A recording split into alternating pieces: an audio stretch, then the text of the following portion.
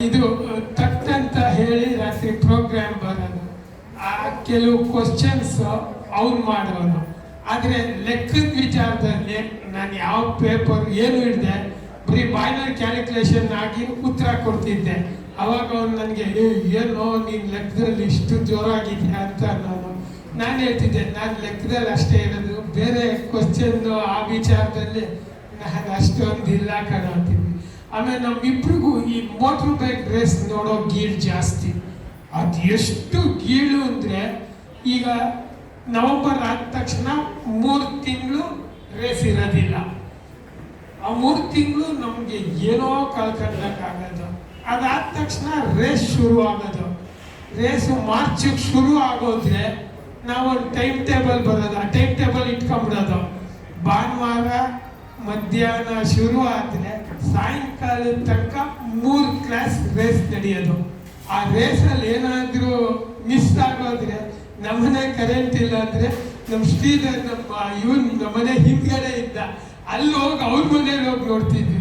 ಅವ್ರ ಮನೇಲಿ ಇದ್ದಿದಾಗ ಅವ್ರ ಮಗ ಇಂಟರ್ನೆಟ್ಟಿಂದ ಕನೆಕ್ಟ್ ಮಾಡಿ ಆ ಚಾನಲ್ನು ಮಾಡಿ ನಾವು ನೋಡಿದ್ರೆ ನಮ್ಗೇನಂದ್ರೆ ತೃಪ್ತಿ. ನಮ್ಮಿಬ್ರಲ್ಲಿ ಏನಂದ್ರೆ ಇಲ್ಲ ಈ ಸಲ ಇವ್ನು ಗೆಲ್ತಾನೆ, ಇಲ್ಲ ಬಿಡ ಅವ್ನು ರೈಡಿಂಗ್ ಸರಿ ಇಲ್ಲ ಕಣೆ, ನೋಡೋ ಇವನು ಬರ್ತಾನೆ, ಆ ಥರ ಇಬ್ರು ಕಾಮೆಂಟ್ಸ್ ಮಾಡ್ತಿದ್ವಿ. ಆಮೇಲೆ ಊಟ ತಿಂಡಿಲೆ ಅವ್ನು ಒಂದು ದಿನ ಮಜ್ಜಿಗೆಯನ್ನ ಊಟ ಮಾಡಿಲ್ಲ.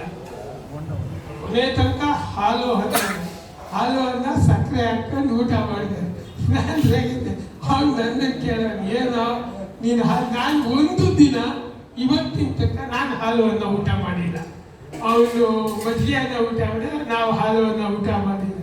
ಆಮೇಲೆ ಊಟಕ್ಕೆ ಕೂತ್ಕೊಂಡಾಗ 3 ಜನ ಒಟ್ಟಿಗೆ ಕೂತ್ಕೊಂಡು ನಾವು ನಮ್ದು ಏನೇನು ನಡೆಯೋದು ಅದ್ರದ್ದು ಕನ್ವರ್ಸ್ಕೊಂಡು ಎಲ್ಲ ಮಾತಾಡ್ತಿದ್ವಿ. ಆಮೇಲೆ ಪೇಪರಲ್ಲಿ ಯಾವುದಾದ್ರೂ ಬಂದರೆ ಫೋಟೋ ತೆಗಿಯೋನು, ಫೋಟೋ ಹಿಡ್ಕೊಂಬಂದು ಅದನ್ನು ನನಗೆ ವ್ಯಾಟ್ಸಾಪ್ ಕಳಿಸೋನು. ಆ ವ್ಯಾಟ್ಸಾಪಲ್ಲಿ ಹೇಳೋನು, ನೋಡೋ ಹಂಗೆ ಹಿಂಗೆ ಅಂತ ಹೇಳೋನು. ಆಮೇಲೆ ಎಲ್ಲ ಕಡೆ ಹೊರಡಬೇಕು ಅಂದಾಗ ಲೇಟು. ನಾನು ರೆಡಿಯಾಗಿ ನಾನು ಕರೆಕ್ಟಾಗಿದ್ದರೆ ಇವನು ರೆಡಿ, ಇವನು ಒಂದು ಸ್ವಲ್ಪ ಲೇಟ್ ಆದರೆ ಅವಳು, ಹಿಂಗೆ ಮಾಡ್ಕೊಂಡು ದಾರಿ ಉದ್ದಕ್ಕೂ ನಾವು ಕೊನೆಗೆ ಹೋದಾಗ ಇಲ್ಲ ನೀನು ಲೇಟ್ ಮಾಡಿದೆ ಅಂತ ನನ್ನನ್ನು ಬೈಯೋದು, ಇಲ್ಲ ಅವಳು ನಾನು ಹಿಂಗೆ 3 ಜನನೂ ಒಂಥರ ಒಬ್ರಿಗೊಬ್ರು ಇದು ಮಾಡ್ಕೊಂಡು ಕೊನೆಗೆ ರೀಚ್ ಆಗ್ತಿದ್ವಿ. ಅದು ಏನಂದರೆ ಕೊನೆಯಲ್ಲಿ ಎಲ್ಲ ಇದಾಗೋ ಟೈಮು ರೀಚ್ ಆಗ್ತಿದ್ವಿ. ಅವಾಗ ನನ್ನ ಮೇಲೆ ಹಾಕೋದು. ಆಮೇಲೆ ಮನೆ ಬೀಗ ಹಾಕೊಂಡು ಹೋಗ್ಬೇಕಾದ್ರೆ ನನಗೆ ಜವಾಬ್ದಾರಿ ಕೊಟ್ಬಿಟ್ಟಿದ್ದ, ಬೀಗ ಹಾಕೊಂಡು. ಒಂದ್ಸಲ ಎಂತ ಇದು ಅಂದ್ರೆ ಬೀಗ ಹಾಕಂಡೆ ಸುಮ್ಮನೆ ಬಾಗಿಲು ಹೇಳ್ಕೊಂಡು ಹೊಟ್ಟೋಗಿದ್ದೀವಿ, ಕಾಗದ ಲೇಟ್ ಆಗಿ ಹೋಗಿದೆ ಅಂದ್ಬಿಟ್ಟು. ಆಮೇಲೆ ಬಂದು ನೋಡ್ತಾನೆ ಬೀಗನೇ ಹಾಕೊಂಡು ಹೋಗಿಲ್ಲ. ಆ ಥರ ಸಂದರ್ಭ.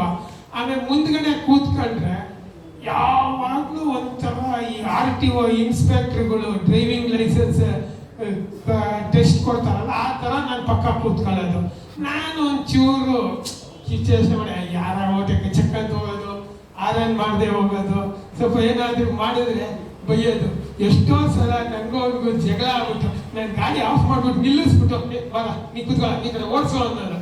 ಅವಾಗ ಇಬ್ಬರು ಅಷ್ಟು ಗಲಾಟೆ ಮಾಡಿ ಆಮೇಲೆ ಆಯ್ತಪ್ಪ ಇದೇ ಲಾಸ್ಟು, ನಾನು ನಿಂಗೇನು ಹೇಳಲ್ಲ, ನೀನೇನಾದರೂ ಮಾಡ್ಕೊಂಡು ನೀನೇ ಓಡಿಸ್ಕೊ ಗಾಡಿ ಅನ್ನೋನು. ತಿರ್ಗಾ ಆಗ ಒಂದು 5 ಕಿಲೋಮೀಟರ್ ಆಯ್ತು, ತಿರ್ಗಾ ಅವ್ನು ರಾಗ ಶುರು ಮಾಡೋದು. ಏನು ನೀನು ಹಂಗೆ ಓಡಿಸ್ತೀಯ ನೋಡು ದಿನ ಅಂತೇಳಿ ನನಗೆ ಇದೆಲ್ಲ ಸ್ಟ್ಯಾಟಿಸ್ಟಿಕ್ಸ್ ಕೊಡೋದು, RTOದು ಇದು, ಆಮೇಲೆ ಪೊಲೀಸ್ ಇದಾಗೋದು. ಆಮೇಲೆ ಬೆಲ್ಟು ನೀನು ಹಾಕೋಬೇಕು ಅಂದರೆ ಅವ್ನು ಹೊಟ್ಟೆ ದಪ್ಪ ಆಯ್ತು, ಆ ಬೆಲ್ಟ್ ಈ ಕಡೆ ಬರ್ತಾ ಇರಲಿಲ್ಲ.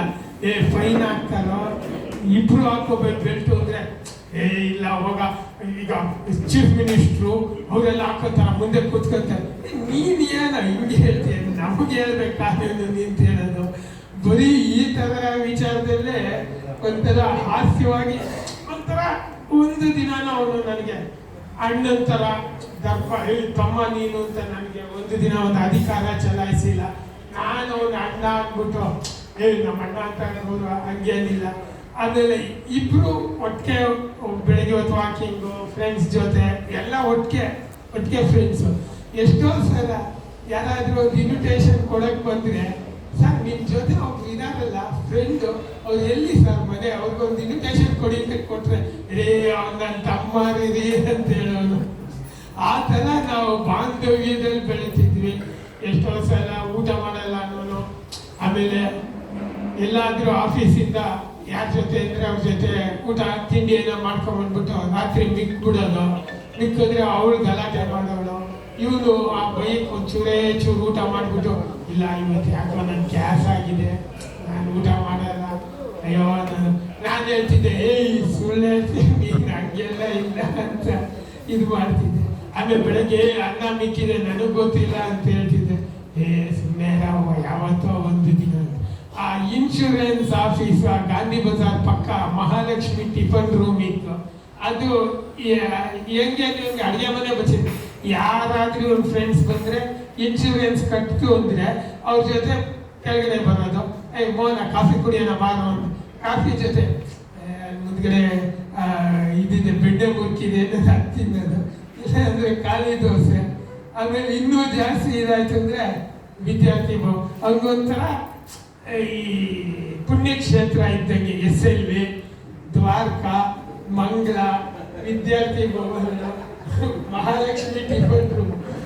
ಅವ್ನ ಜೀವಮಾನದಲ್ಲಿ ಇದುವರೆಗೂ ಅನ್ನ ಸಾಂಬಾರು ಅನ್ನ ರಸಂ ಯಾವ ಹೋಟ್ಲಲ್ಲೂ ಅವ್ನು ತಿಂದಿಲ್ಲ ಅವನು. ಆಮೇಲೆ ಬೇಕಾ ಮನೆಗೆ ಬಂದು ಊಟ ಮಾಡೋನು, ಇಲ್ಲಾಂದ್ರೆ ಹೋಟ್ಲಲ್ಲಿ ಊಟ ಮಾಡೋನು.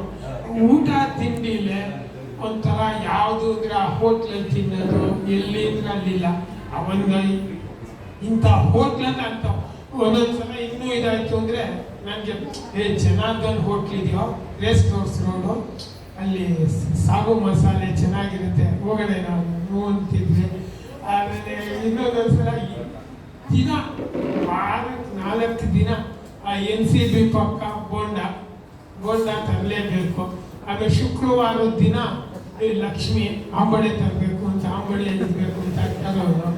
ಆಮೇಲೆ ಯಾವಾಗಲೂ ಇಲ್ಲಾಂದರೆ ಸ್ವೀಟ್ ತರೋದು ಏನಾದರೂ. ಆಮೇಲೆ ದಿನ ರಾತ್ರಿ ಹಾಲು ಅನ್ನ ತಿಂದ ಮೇಲೂ ನಾವು 3 ಜನ ಬಾದಾಮಿ ಹಾಲು ಕುಡಿಬೇಕು. ಅವಾಗ ಏನಾದ್ರು ನಮ್ಮ ತೆಗಿ ನೀನು ಹಾಲು ಅನ್ನ ತಿಂದಿದ್ಯಾ, ಬಾದಾಮಿ ಅದು ಬರೀ ಅನ್ನದ ಜೊತೆ ಹೊಟ್ಟೋಗಿದೆ ಹಾಲು, ಇದು ಡೈರೆಕ್ಟ್ ಹಾಲು ಕುಡಿಯೋದು ಕಣೆ, ಇದು ಮಾಮೂಲಿ ಇರುತ್ತೆ ಕಣೆ ಅಂತ. ಅಯ್ಯೋ.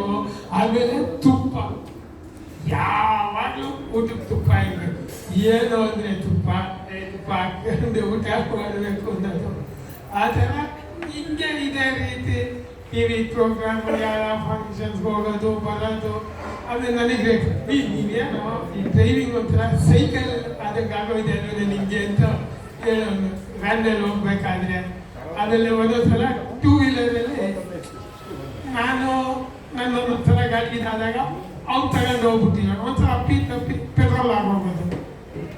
ಏನಲ್ಲಿ ನೀನು ತಗೊಂಡು ಹೋಗಿದ್ದೆ ಪೆಟ್ರೋಲ್ ಏನೋ ಹಿಂಗೆ ಮರ್ತ್ಬಿಟ್ಟೆ ಅಂದರೆ ಅರ್ಜೆಂಟು ನಾನು